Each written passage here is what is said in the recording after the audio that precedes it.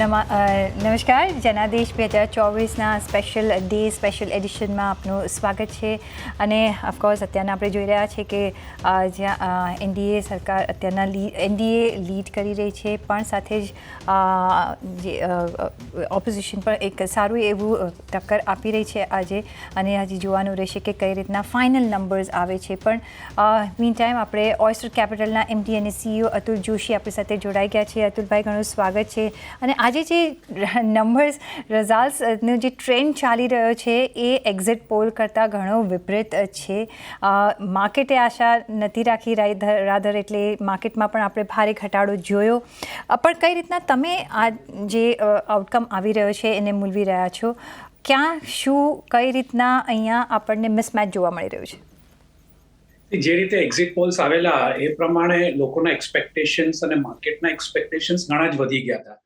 અને એક માર્કેટમાં એવી પણ રૂમર હતી કે એફઆઈઆઈ ઘણું બધું શોર્ટ કરેલું છે માર્કેટમાં. અને જો એક્સપેક્ટેશન્સ પ્રમાણે, એટલે કે એક્ઝિટ પોલ્સ પ્રમાણે જો રિઝલ્ટ્સ આવે તો એફઆઈઆઈ શોર્ટ કવરિંગ માટે આવશે અને એને લીધે માર્કેટ સારી એવી ઉપર જશે. તો એ પ્રોફિટ થશે એની અપેક્ષામાં જ લોકોએ ગઈકાલે બહુ લોંગ પોઝિશન્સ બિલ્ડ કરી નાખેલી. અને જે પરિણામ આવ્યું છે એ એક્ઝિટ પોલ્સ કરતાં કમ્પ્લીટલી વિપરીત આવ્યું છે. અને એને લીધે માર્કેટમાં બહુ મોટો ઘટાડો આપણને જોવા મળ્યો છે.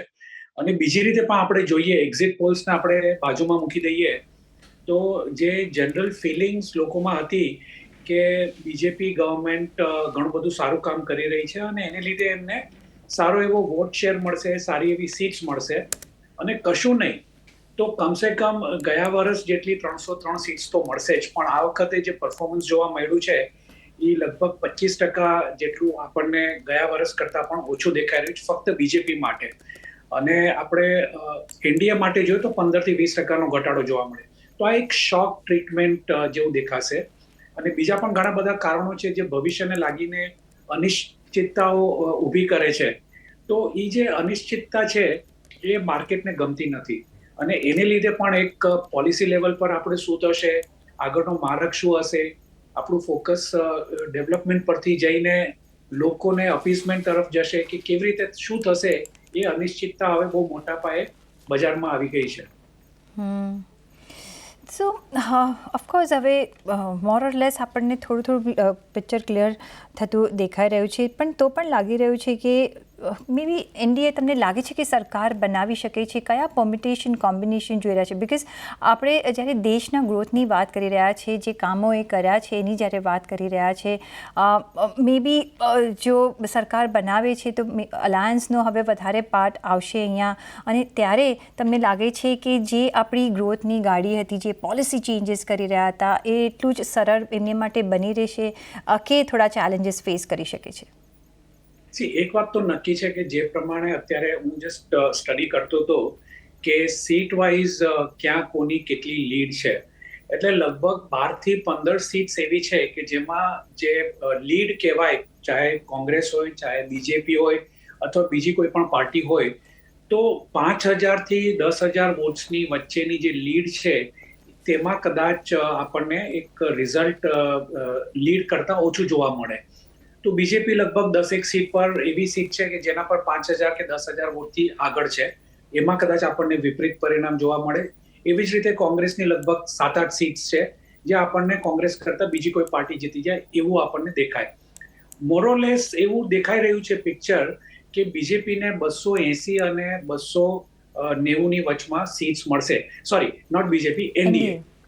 એનડીએને 280 અને 290ની વચમાં મળશે.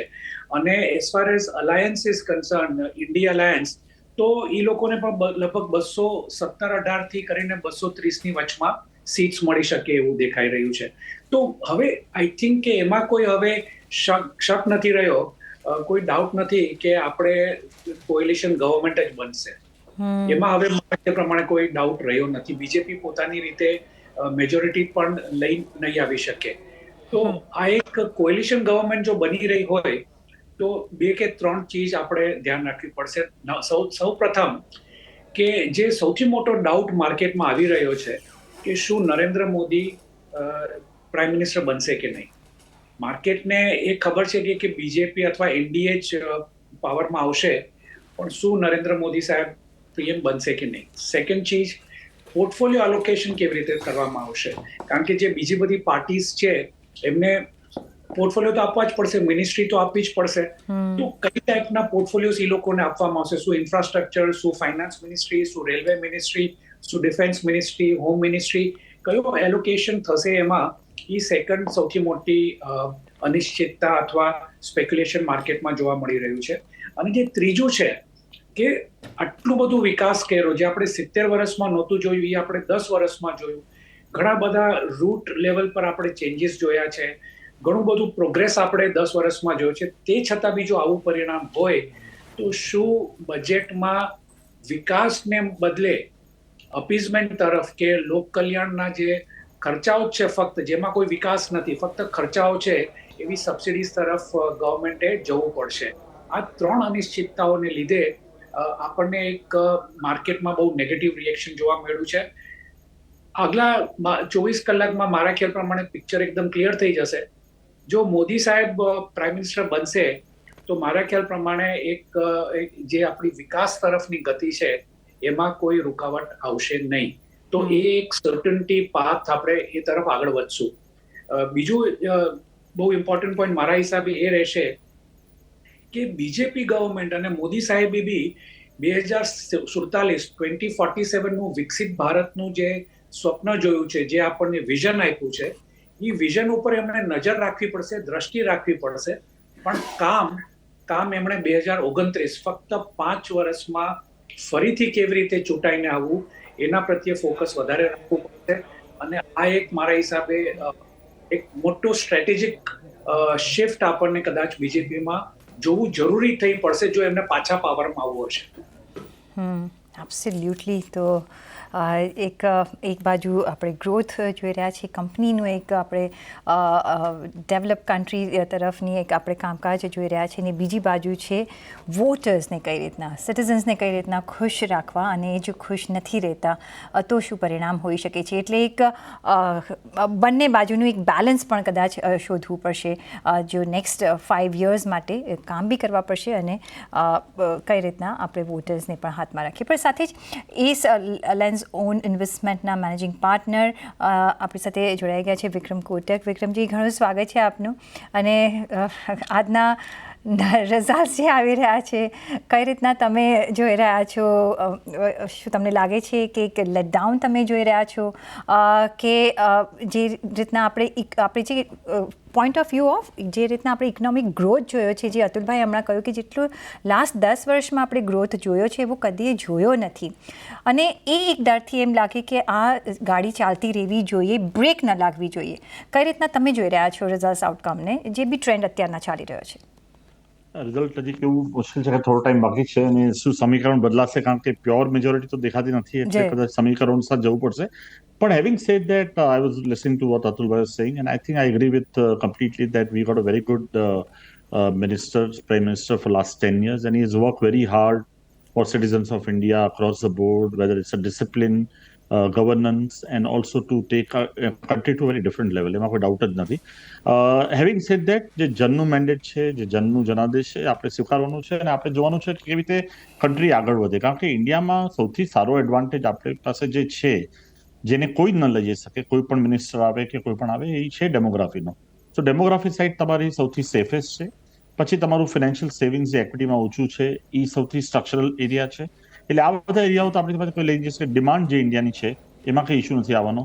એટલે આ બધા પોઈન્ટોને જોતા જઈએ તો કે આગળ જતા ટ્રેન્ડ સારો છે. હવે કદાચ એવું થાય કે પર્ટિક્યુલર કોઈ મોદી સાહેબ ના આવે અને બીજું કોઈ આવે, for example, for some reason 0.01% reason તો કદાચ આપણે 1% ઓછો ગ્રોથ થઈ, કે કોઈ બીજું કોઈ આવે તો આપણે some numbers are different. Modi સાહેબ આવે તો everyone preferred in the country that he is a most popular and most right prime minister for the country. એવું કોઈ થાય તો country will again grow at a particular fashion. So I'm not seeing any big disruption in terms of કે આપણો growth અટકી જશે, કે આપણા સેક્ટર્સ બધા બંધ થઈ જશે, એવું કંઈ લાગતું નથી. મારી સમરી એક જ છે કે માર્કેટની જે પ્રી પોઝિશનિંગ હતી એ કદાચ 400 પારની હતી કે 350 પારની હતી. એવી પ્રી પોઝિશનિંગ માણસો તૈયાર હતા, અને એક દિવસ પહેલા આપણે જોયું બજાર કેવી રીતે ચાલેલું, બધું 10%, 8%, 15% ઉપર હતું. હવે એનું રિવર્સલ આવી રહ્યું છે. પણ ફંડામેન્ટલમાં ઇન્ડિયામાં કંઈ ડ્રેમેટિક ચેન્જ થાય એવું લાગતું નથી. હા, કદાચ થોડું પી જે છે અત્યારે આપણું જે થોડું એક્સપેન્સિવ સાઇડ પર છે, એમાં થોડું કરેક્શન કે કન્સોલિડેશન આવી શકે થોડા ટાઈમ માટે. પણ એવું કંઈ આપણે કહીએ કે આપણે રિફોર્મની ગતિ ચેન્જ થઈ જશે કે દેશ ઉલટું જવાનું ચાલુ કરશે, એવું કંઈ લાગતું નથી. એટલે I think net net this is looking good. Maybe એક કદાચ સ્લો ડાઉન જોઈ શકીએ છીએ ઇફ જો પાવર લીડરમાં આપણે ચેન્જીસ આવે છે તો. હજી આ this are all ઇફ્સ and buts. પણ અતુલભાઈ, બીજો એક સિનારીઓ તમે કઈ બાજુનો જોઈ રહ્યા છો, just for the discussion point of view, કે સપોઝ આપણે એમ જોઈએ કે ઇન્ડી અલાયન્સ, શું તમને લાગે છે ચાન્સીસ કે ગવર્મેન્ટ બનાવી શકે છે? બિકોઝ વિથ અલાયન્સ કંઈ પણ થઈ શકે છે, રાઈટ? આપણે લાસ્ટ ટાઈમ જો તમને ધ્યાન હોય તો આપણે મહારાષ્ટ્ર એસેમ્બલીમાં આપણે કેટલી ઉથલપાથલ જોઈ હતી 5 વર્ષ પહેલાં. કઈ રીતના એ કોઈ ચાન્સીસ તમે જોઈ રહ્યા છો? એવું કંઈ બની શકે છે? કારણ કે અમુક જ્યાં આપણે જે સીટ્સ અમુક છે, જે સ્ટેટ્સ અમુક છે, જ્યાં હવે એ લોકોને ચૂઝ કરવાનું રહેશે કે અમારે કોની સાથે જોઈન થવું છે, ને જે સારી ડીલ આપશે ત્યાં જશે. તો જો એવું કંઈ થાય છે તો માર્કેટનું રિએક્શન કેવી રીતના આવી શકે છે? જો ઇન્ડિયા અલાયન્સ પાવરમાં આવે તો મારા હિસાબે બહુ મોટા પાયે વિકાસની ઉપર નેગેટિવ ઇફેક્ટ પડશે. આપણે જો એમનો પોલિટિકલ મેનિફેસ્ટો જોઈએ તો એમણે બહુ સ્ટ્રેટ ફોરવર્ડ કીધું છે કે જીએસટી 1.0, જે અત્યારે જે જીએસટીનું આખું માળખું છે એને કેન્સલ કરી અને નવું માળખું બનાવશે, જે અત્યારે મારા ખ્યાલ પ્રમાણે બહુ સેટલડ અને બહુ સ્મૂથ અને સારો પ્રોગ્રેસ જીએસટીમાં જોવાઈ રહ્યો હતો, એને કેન્સલ કરીને 2.0 કંઈક કમ્પ્લીટલી નવું માળખું એ લોકો ઊભું કરવાની વાત કરે છે. અગ્નિવીર, જેણે જબરદસ્ત અમાઉન્ટમાં જે જોબ્સ ક્રિએટ કરી છે, ખાસ કરીને ડિફેન્સ ફોર્સિસ માટે, એને એ લોકો નેસ્ટ નાબૂદ કરી નાખશે. એમનું ફોકસ એમએસએમઈ રહેશે. પણ બીજું આપણે એમને ઇકોનોમિકલી ઇવેલ્યુએટ કરીએ એમના પોલિટિકલ મેનિફેસ્ટોને, તો એમાં કોઈ સબસ્ટન્સ આપણને દેખાતું નથી. એમનું જે બેઝિકલી પિચ રહી છે એ રહી છે લોકલ કાસ્ટ સિસ્ટમ ઉપર કે રિલિજન ઉપર. એટલે એમનું આખું ફોકસ જનમાનસને કેવી રીતે ખુશ કરવું અને કેવી રીતે સબસિડીઓ આપી અને લોકોને ખુશ કરવા, એના ઉપર એમનું આખું ફોકસ રહ્યું હોય એવું લાગે છે. જો એવું અલાયન્સ પાવરમાં આવે સેન્ટ્રલ ગવર્મેન્ટમાં, તો મારા હિસાબે વિકાસમાં કમસે કમ 2 થી 3% જીડીપીનો આપણને ડિફરન્સ જોવા મળશે. એનું બીજું પણ એક આપણે કારણ અલગ રીતે જોઈએ તો જ્યાં સુધી યુપીએની ગવર્મેન્ટ હતી, આપણે જોઈએ તો કેપિટલ એક્સપેન્ડિચર લગભગ 2 લાખ કરોડથી 3 લાખ કરોડની વચમાં હતું. આજે આપણે વાત કરી રહ્યા છીએ એનડીએ ગવર્મેન્ટમાં 12 લાખ કરોડ જેટલું એલોકેશન કેપિટલ એક્સપેન્ડિચર માટે આપણે કરી રહ્યા છીએ. પીએસયુઝ જે એકદમ લેંગ્વેશિંગ હતા અને આપણે ડાયવેસ્ટમેન્ટ કરતા હતા સાવ પાણીના ભાવે, એને બદલે અત્યારે ડાયવેસ્ટમેન્ટ જેટલું આપણે ડિવિડન્ડ કમાવીએ છીએ પીએસયુઝમાંથી. તો આખી જે ફોકસ એનડીએ વર્સિસ યુપીએ છે એ બહુ ડિફરન્ટ છે. અને એને લીધે મારા ખ્યાલ પ્રમાણે લોંગ ટર્મમાં ભલે આપણા ડેમોગ્રાફિક્સ બરાબર હોય, પણ જે નેગેટિવ્સ છે ઇકોનોમીમાં એ આપણે ઇગ્નોર ન કરી શકીએ. હું તમને ખાલી 2 જ એક્ઝામ્પલ આપું. અત્યાર સુધી આપણે જેટલો પણ ગ્રોથ જોયો છે જીડીપીમાં, શું એનાથી પ્રાઇવેટ કેપિટલ એક્સપેન્ડિચર વધ્યું છે? નથી વધ્યું. શું આપણી પ્રાઇવેટ કેપેસિટી યુટિલાઇઝેશન વધી છે આખી ઇન્ડસ્ટ્રીની? નથી વધી. અત્યારે પણ આપણે 74% પર છીએ. પ્રાઇવેટ સેક્ટરને નવું કેપેક્સ કરવા માટે 85%ની કેપેસિટી યુટિલાઇઝેશન જોઈએ. 10 વર્ષના આટલા સોલિડ કેપિટલ એક્સપેન્ડિચર છતાં પણ જો આપણે પ્રાઇવેટ કેપેક્સ નથી જોઈ રહ્યા, તો દેટ મીન્સ કે આપણને ઘણું બધું એફર્ટ હજી પણ લગાડવાનું છે. ગ્લોબલ ફેક્ટર્સ આના માટે બહુ એનો ઇમ્પોર્ટન્ટ રોલ છે. તો ઇન્ડિયા અલાયન્સ મારા હિસાબે નેગેટિવ છે માર્કેટ માટે અને જીડીપી માટે પણ. એબ્સોલ્યુટલી. પણ વિક્રમભાઈ, જેમ કહ્યું કે નેગેટિવ છે, અને જે અત્યારની જે સરકાર છે ને જે એમનો રોડ મેપ છે ને જે એમના સંકલ્પપત્રમાં બી આપણે જોયું છે કે આખું ગ્રોથ ઓરિએન્ટેડ એમને સંકલ્પપત્ર છે, અને જે કામ કર્યા છે એ આપણે ઓફકોર્સ આપણી આંખોની સામે છે ને રોડ મેપ પણ એમને જે આપ્યો છે આગળ જતાં આગલા 20-25 વર્ષનો આપણે જાણીએ છીએ. આ એક સેટબેક એક ઓફકોર્સ માર્કેટ માટે જ્યારે સંકલ્પપત્રને જે રીતના કામ આવ્યું છે ને આપણે જોયું છે કે how markets have flourished, how economy has flourished, અને જે રીતના કંપનીના ફ્લરિશમેન્ટ આપણે જોયું છે, આપણે જે ફોર્થ ક્વાર્ટરના નંબર્સ આવ્યા એમાં પણ આપણે એક પોઝિટિવિટી જોઈ રહ્યા છે, બિકોઝ રિફોર્મ્સ અને પોલિસીઝ ચેન્જીસ અને સતત સરકારનું કામ રહ્યું છે. પણ જો આ અટકે છે કોઈ બી અનુસાર, સપોઝ અત્યારને એનડીએ સરકાર બનાવે છે તો અલાયન્સ થાય છે, ઓપોઝિશન જો સરકાર બનાવે છે, ઓફકોર્સ તેઓ તો નેગેટિવ જ છે. માર્કેટ શેની રાહ જોશે? Market wood want what? કારણ કે આજે આપણે જોયું કે સેન્ટિમેન્ટ્સને લીધે આજે માર્કેટમાં આઈ થિંક વર્ષો પછી આપણે આવો ઘટાડો જોયો છે. કઈ રીતના હવે માર્કેટનો મૂડ અપલિફ્ટ થઈ શકે છે? મને પૂછ્યું છે ક્વેશ્ચન. જી Vikramji. Okay. So the market, I think, very clearly looking at a stable government and Sure. a solid prime minister. There's no question about it, and continuity of reforms which have been taken steps for last many years. અને એની continuity બહુ જરૂરી છે. એના વગર દેશ આ GDP growth પર grow ન થઈ શકે. અને અત્યારે બીજો એક નેગેટિવ છે માહોલ છે દુનિયામાં, કે અડધી દુનિયા સ્લોડાઉનમાં છે. તમે યુરોપથી લઈને કેનેડાથી લઈને યુકે જોઈ લો, જાપાન જોઈ લો, ઘણી બધી કન્ટ્રી, ચાઇના પોતાના ટ્રબલમાં છે, યુએસ છોડીને કે અમુક નાની મેક્સિકો કેવું છોડીને મોસ્ટલી બધા લોકો સ્લોડાઉનમાં અને રિસેશનમાં છે. આવા સિનારીઓમાં ઇન્ડિયાનું ભાવિ બહુ ઉજ્જવળ છે, અને એ ભાવિને ઉજ્જવળ કરવા માટે, એની શેપ લઈ આવવા માટે આપણે એક સારા લીડરની અને સારી મિનિસ્ટ્રીની જરૂર છે, સારી ગવર્મેન્ટની જરૂર છે. હવે I don't know how this scenario pan out, but એવું લાગે છે અત્યારના ડેટા જોવા પ્રમાણે કે એનડીએની સરકાર બની શકે છે વિથ સમ કોએલિશન. હવે કોએલિશનનો ભાગ બહુ મહત્વનો છે કે શું નેગોશિએશન કરે છે, કેવી રીતે સપોર્ટ કરે છે ગવર્મેન્ટને પોલિસી રિફોર્મમાં. અને જો કોલિશન કરી શકે છે, મારો વ્યૂ છે કદાચ કરી શકશે, કારણ કે બધા કોલિશન એનડીએના અલાઇન છે, તો મને લાગે છે બહુ વધારે ફરક નથી પડતો માર્કેટમાં in terms of growth opportunity અને in terms of corporate earnings. બહુ વધારે ફરક નહીં પડે. પણ માર્કેટે જે ઓવર રીરેટિંગ કરેલું, જે માર્કેટે કીધું કે નહીં આપણે તો હવે જોવાનું નથી, પાછળ આગળ જવાનું છે, એ જે એક્સ્ટ્રા પી મલ્ટિપલ જે આપણે બિલ્ડ કરેલો, એક્સ્ટ્રા જે આપણે કહીએ ને કે આપણે ક્રેઝીનેસ અવેર કરેલી, એનું રિફ્લેક્શન આવી રહ્યું છે બજારમાં અત્યારે, જે પોઝિશનનું રિફ્લેક્શન આવ્યું છે, જે કદાચ થોડા દિવસો ચાલશે અને પછી માર્કેટ પાછી નોર્મલાઇઝ થઈ જશે. આવતા 15 દિવસ પછી આપણે આ વાત કરતા, તમે અમને ઇન્ફ્લેશન માટે બોલાવશો કે તમને યુએસ માટે બોલાવશો કે બીજા, એટલે 15 દિવસ માટે બધું ભૂલી જશું ને આપણે will be back on a life on normal. Now only one thing I will see that જે ઓપોઝિશન બહુ વીક હતું ગયા ટાઈમમાં, અને અત્યારે ઓપોઝિશન બહુ સ્ટ્રોંગ આવી રહ્યું છે ને માર્કેટ છે. એટલે કરંટ ગવર્મેન્ટ માટે એ પણ વિચારવાનું આવશે કે how do they continue policy which is inclusive four the country, whether it's education or social infrastructure or even physical infrastructure. So મને લાગે છે કદાચ આ પરિણામ પછી કદાચ થોડું રિફોર્મ્સમાં સુધારો પણ થઈ શકે, જે આમ આદમીને કે જનરલ આદમીઓને, જે જનરલ સિટીઝન ઓફ ઇન્ડિયા છે, એને વધારે ફાયદો થાય. તો inclusivity, social spend, or I think you can say somewhere they will relook at કે આપણે શું સારું કરી શકીએ. And I think that is a positive part of every election, કે રિઝલ્ટ પછી you wake up and you try to do better than what you did earlier if your results are not in the same manner. So I will rather say that after the whatever 7-8 days of unsettled volatility or whatever, I think we are back to the business. એટલે મને બહુ major change નથી લાગતું કે આપણે કંઈ બહુ દુનિયા બદલાઈ ગઈ છે, એવું કંઈ નથી લાગતું. મને લાગે will back to the normal, will back as a normal.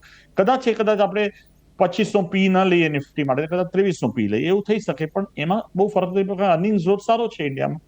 અને એઝ આઈ ઓલવેઝ સે કે ઇન્ડિયાના જે ડી છે, ઇન્ડિયાના 7 ડી છે, એમાં ડેરિંગ એ તો જવાનું નથી, એન્ટરપ્રિન્યોરશિપની, ડિજિટલ જવાનું નથી, ડિસિપ્લિન, જે ફાઇનાન્શિયલ ડિસિપ્લિન જે મોદી સાહેબ બેસાડ્યું છે, એ પણ મારા હિસાબે જવાનું નથી.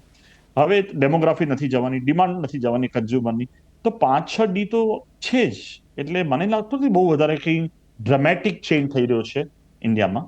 હા, પણ આ જનાદેશનો એક છે કે બધાને પોતે ઘરે જઈને પાછું જઈને પોતાનું જોવું પડશે કે ભાઈ મેં શું ભૂલ કરી આ વખતે, અને કેમ હું પાછું આને ઇમ્પ્રુવ કરી શકું, કેમ આને હું રિફોર્મ્સમાં કે આને પોલિસીમાં રિફ્લેક્ટ કરી શકું.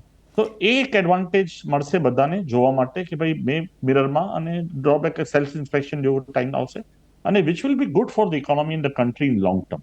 જી of course self assessment I think બધા જ કરશે, આઈ થિંક વોટર્સ પણ કરશે અને રૂલિંગ પાર્ટી બી કરશે ને બધા જ કરશે કે ક્યાં મિસ થઈ ગયું. કારણ કે આપણે આ વખતે જોયું અતુલભાઈ, વોટિંગ ટર્નઆઉટ જેટલું જોઈતું હતું એટલું નહોતું આપણે જે 2019માં જોયું હતું, અને એનો બી એક માર પડતો હોય છે જ્યારે વોટર્સ વોટ નથી કરતા હોતા.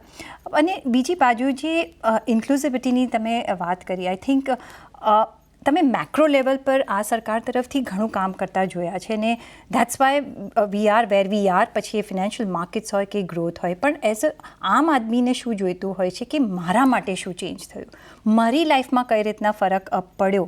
અને ઓફકોર્સ આપણે જોઈએ છીએ કે પોવર્ટી લાઇનની ઉપર હવે ઘણો બધો ક્લાસ આવ્યો છે, પણ હજી ઇટ્સ અ બિગિનિંગ. એક પેશન્સની અહીંયા જરૂરિયાત હોતી હોય છે. અતુલભાઈ, કઈ રીતના તમે જોશો હવે જ્યારે એ લોકો આત્મમંથન કરશે તો કયા પોઈન્ટ્સ પર એમને વધારે નજર રાખવી જશે જેથી આપણી બેલેન્સ શીટ ના બગડે? બિકોઝ અગેન જો સબસિડીઝ ને બધું આવે છે તો આપણા જે અત્યારના જે સ્ટ્રોંગ નંબર્સ છે આપણા કન્ટ્રીના, એમાં થોડું પ્રોબ્લેમ થઈ જઈ શકે છે, પણ કંઈક તો કરવું પડશે. તો ક્યાં કામ કરી શકે છે? આત્મમંથનમાં મારા હિસાબે બે ચીજો બહુ ક્લિયરલી થઈ આવી રહી છે. એઝ ફાર એઝ જે આપણે પહેલા બીજેપી પહેલાના જે વર્ષો છે 60, 65, 70 વર્ષ, તે એમાં જે લોકોને ફાયદો નહોતો થયો એ ફાયદો એમણે 10 વર્ષમાં બધાને કરી આપ્યો છે. આમ આદમી સૌથી નીચલા વર્ગને દાખલા તરીકે ટોયલેટ માટેની સબસિડી આપવામાં આવી છે, ઘર બાંધવા માટે 3 લાખ રૂપિયા આપવામાં આવ્યા છે, ઘરે ઘરે સોલાર આવી ગયું છે, પાણી આવી ગયું છે. તો આમ આદમીને જે સપોર્ટ બીજેપીએ 10 વર્ષમાં આપ્યો છે એ 70 વર્ષમાં પહેલાની ગવર્મેન્ટ નહોતી કરી શકતી. બહુ ક્લિયરલી એમણે આમ આદમી માટે કામ કર્યું જ છે, સાથે સાથે દેશના વિકાસ માટે પણ કામ કર્યું હતું. પણ જ્યાં ઇન્ટરપ્રિટેશનમાં મિસ્ટેક થઈ હોય, જે મારા ખ્યાલ પ્રમાણે આપણે ફૂલ ક્રેડિટ 100માંથી 100 માર્ક્સ આપવા જઈએ કોંગ્રેસને. એ લોકો જનનું માનસ બહુ સરસ રીતે પરખી શક્યા છે કે વિકાસની વાતો એમણે ક્યાંય કોઈ લેક્ચરમાં ક્યાંય કશી જ કરી નથી. કોઈ દિવસ આપણે વિકસિત ભારત કે ભારતના ડેવલપમેન્ટ માટે કોંગ્રેસ અથવા એમના અલાયન્સની પાર્ટી પાસેથી એક શબ્દ નથી સાંભળ્યો. એમનું જે આખું ફોકસ હતું એ હતું રિલિજન ઉપર, એ હતું કાસ્ટ સિસ્ટમ ઉપર, એ હતું મોંઘવારી ઉપર, એ હતું લેડીઝ શું કહેવાય આપણે equality between mail and female, gender equality, inflation. એમના મુદ્દાઓ કમ્પ્લીટલી ડિફરન્ટ હતા. કોઈ જાતનું આપણે ઇકોનોમિકલી કહીએ તો એમાં સબસ્ટન્સ નહોતું. બીજેપીએ હવે એ વિચારવાનું છે કે લોકોને શું જોઈએ છે. આટલું બધું કામ કર્યું એમણે, લોકોની જિંદગી ચેન્જ કરી નાખી, તે છતાં બી જો લોકો છેલ્લી ઘડીએ રિલિજન, કાસ્ટ સિસ્ટમ, એવી બધી જે નેરેટિવ્સ ઊભી કરવામાં આવે છે, જો એને માનતા હોય તો એમણે એની ઉપર મનોમંથન કરવું જ પડશે. અને એ વિકસિત ભારતનું ભલે સ્વપ્ન હોય, જેમ મેં કીધું, પણ કામ તો ફક્ત 5 વર્ષનો ટાર્ગેટ લઈને જ કરવું પડશે. બીજી વાત, મારું એવું અનુમાન હતું કે જો એમને 350 સીટ જેટલી મળી જાય એનડીએ લેવલ ઉપર, તો 5 વર્ષમાં બીજેપી નું જે ટાર્ગેટ હોઈ શકત એ હતું 3% ફિસ્કલ ડેફિસિટ. હવે એ પોસિબલ નથી. હવે એમણે સબસિડીઓ વધારવી જ પડશે. કેપિટલ એક્સપેન્ડિચર કદાચ થોડુંક ઓછું કરે અથવા બીજે ક્યાંક એડજસ્ટમેન્ટ કરી અને સબસિડી ઉપર ધ્યાન આપવું પડશે. આની જે ઇફેક્ટ જે થવાની છે એ થોડીક નેગેટિવ તો થવાની જ છે. જે થેન્કફુલી આપણા માટે એ છે કે જે પીએસયુઝ છે, જે બેંકો છે કે પીએસયુઝને એમણે જે બૂસ્ટ આપ્યું છે એ ખરેખર એટલું સોલિડ છે કે આવતા 5 વર્ષ સુધી એ લોકોની પ્રોડક્શન કેપેસિટી ફૂલ છે મોસ્ટ ઓફ. તો એમાં આપણને પરફોર્મન્સમાં આપણને ક્યાંય નેગેટિવ જોવા નહીં મળે. અને જેને લીધે I think it's a question of time કે 15 દિવસ, 20 દિવસ, 25 દિવસ, પણ 25 દિવસમાં બહુ clearly market will bounce back. કે ક્યાંય કોઈ જગ્યાએ ગવર્મેન્ટ કોમ્પ્રોમાઇઝ નથી કરતી. Fiscal is a long term thing. 5 વર્ષ વાંધો નહીં આવે. જી, જેમ વિક્રમભાઈએ કહ્યું કે ડેરિંગવાળા આપણે બધા છીએ અને ઓફકોર્સ ઇન્ડિયા પણ ડેરિંગવાળું છે અને આગળ આપણે વધતા રહીશું. પણ વિક્રમભાઈ, હવે જે ફર્સ્ટ ઇવેન્ટ આપણે જોઈશું before the swearing in and before the budget is ફ્રાઇડેના આરબીઆઈ પોલિસી આવશે. શું આપણે એક્સપેક્ટેશન રાખવા જોઈએ? જ્યાં સુધી ગ્લોબલ ઇન્ટરેસ્ટ રેટ્સ નીચે નથી આવતા કે એ અલાઇનમેન્ટ નથી આવતું. મને લાગતું નથી કે આરબીઆઈ માટે બહુ પ્લેસ છે શોર્ટ ટર્મમાં રેટ કાપવા માટે. એટલે રેટ અહીંયા જ રહેશે મારા હિસાબે for some time. The best I believe I can expect a rat cut in the fourth quarter in India.